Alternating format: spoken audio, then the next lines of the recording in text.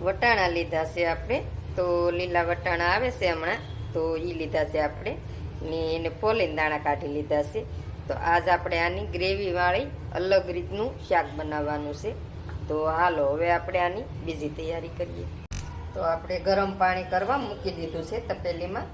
તો આપણે વટાણા છે તો એમાં નાખી દેવાના છે.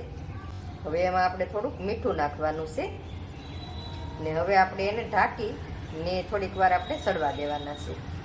એક આપણે ડુંગળી લીધી છે, તો મીડિયમ આપણે ગાંઠિયો લીધો છે. તમારે શાક પ્રમાણે લેવાની, શાક વધારે હોય તો 2 ડુંગળી લેવાની, થોડુંક શાક હોય તો 1 લેવાની ને આપણે એને આ રીતે લાંબી સાઈઝમાં જ આપણે કાપી લેવાની છે. આ રીતે આપણે કટિંગ થઈ ગઈ છે.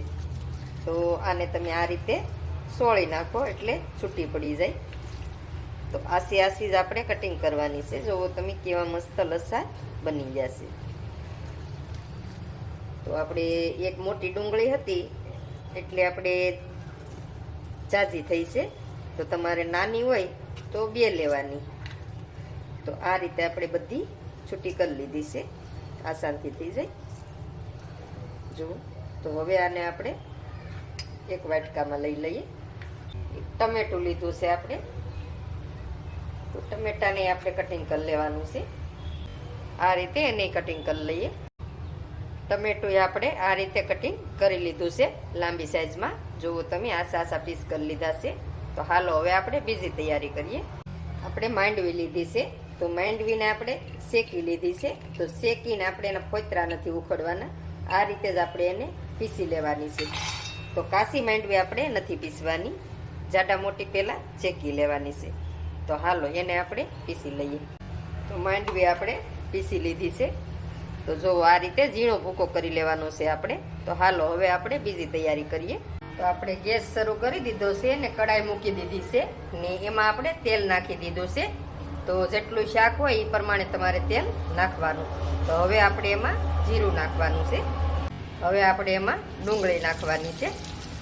ગેસ આપણે મીડિયમ રાખવાનો છે ને આ રીતે આપણે થોડીક વાર એને ચેડવી લઈએ.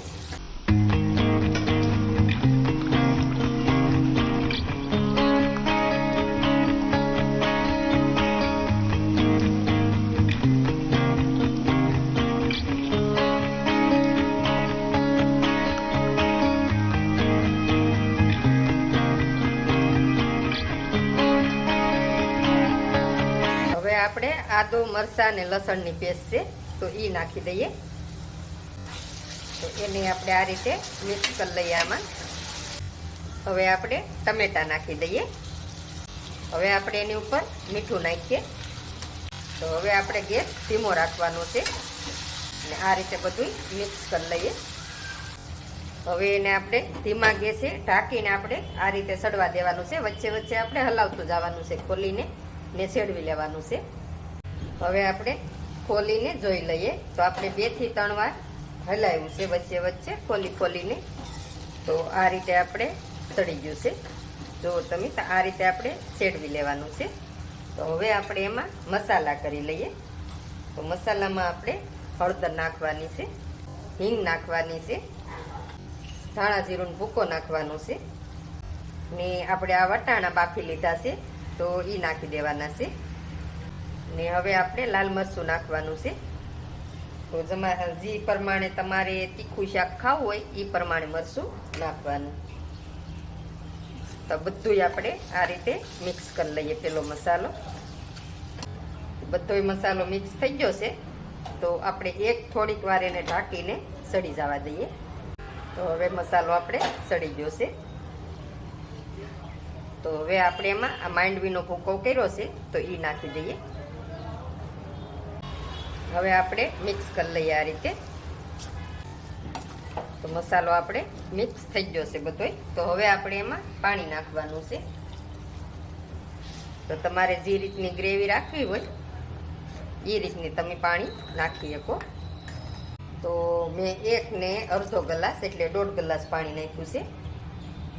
તો હવે આપણે એને ઢાંકીને આપણે સડવા દઈએ.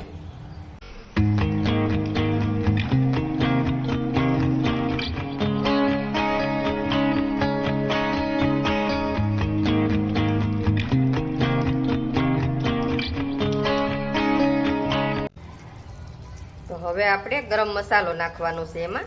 તો તમે ગમે ગરમ મસાલો ઘરમાં વાપરતા હોય તો એ ગરમ મસાલો નાખવાનો.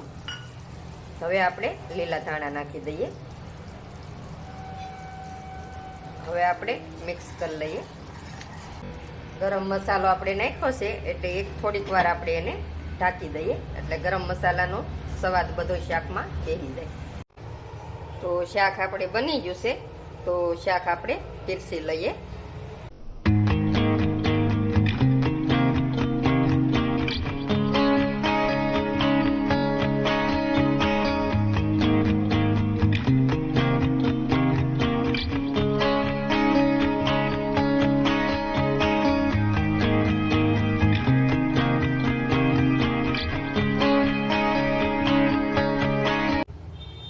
લીલા વટાણાનું શાક આપણે બનીને તૈયાર થઈ ગયું છે ગ્રેવી વાળું.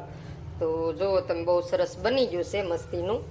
ને આ રીતે બનાવીને ટ્રાય મારજો જરૂરથી કેવું બને કેવું નહીં. તો કોમેન્ટમાં મને જરૂરથી કહેજો. ને મારા વિડીયા ગમતા હોય તો લાઈક શેર ને સબસ્ક્રાઈબ કરવાનું નહીં ભૂલતા.